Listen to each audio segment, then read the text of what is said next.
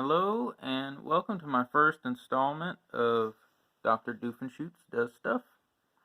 This is a 1 pint jar of rye grains that have been sterilized in a pressure cooker, and inside it I have, if you can just see it there, see if I can get this to focus, we have some growth of blue oyster mushrooms.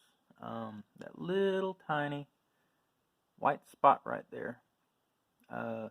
There's several of them in this jar, and over the next few days and weeks, it's going to expand out rapidly and colonize this entire jar.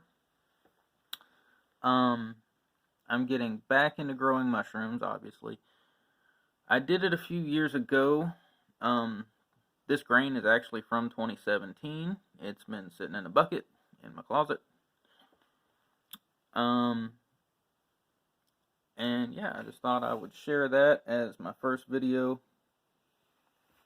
just to kind of get a feel for the platform. This is actually my first YouTube video, so trying to figure everything out. Of course, in typical YouTube fashion, I'm recording this on a room temperature potato. Maybe if I get enough engagement later on down the road, I might invest in a better camera. This is just my phone, so we'll see how that works out. But yeah, so this is blue oyster mycelium, and I'll try to do some updates later on.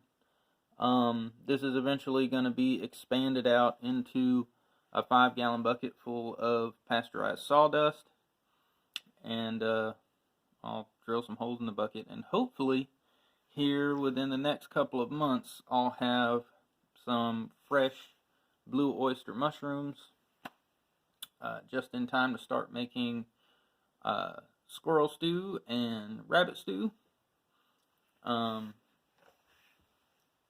And usually when I make that, I'll put about 3 pounds of mushrooms to a couple of gallons of stew.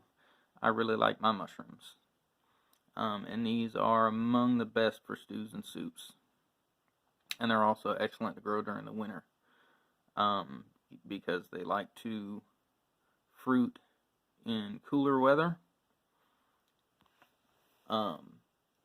So I'll do the spawn run inside the house where it's about 72 degrees, and then when I get ready to actually let them fruit, I'll set them outside and hopefully shock them into fruiting.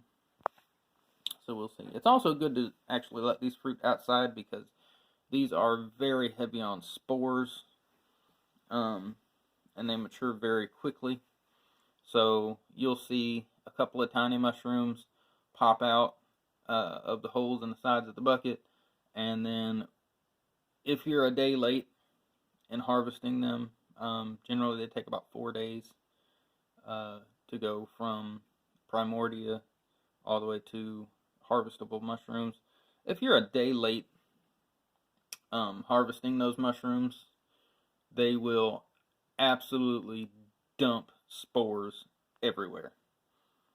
And I mean everywhere. You will actually see a relatively thick layer of white dust all the way around wherever the mushrooms are coming out. It's ridiculous. You definitely don't want to fruit these indoors if you might accidentally be a day late. But anyway, yeah, I'm going to hopefully do some updates on this, and later on, maybe later on today, maybe a month from now, I don't know, I plan to do a sort of an overview of the Squirrelinator platform, where I'm at with that. I know there's been some activity and some interest in it.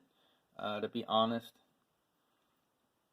I never really had that much faith in it to begin with. I started the project as a way of learning CAD and learning to use the Fusion 360 software. So I don't know. It's got some warts, and I haven't done any documentation on it at all. And some of the parts, like the spring for the barrel latch, is just a random spring I found. So I have to like find things that will fit and make up some sort of documentation before I can release it. I've also got to work out a couple of things with the design.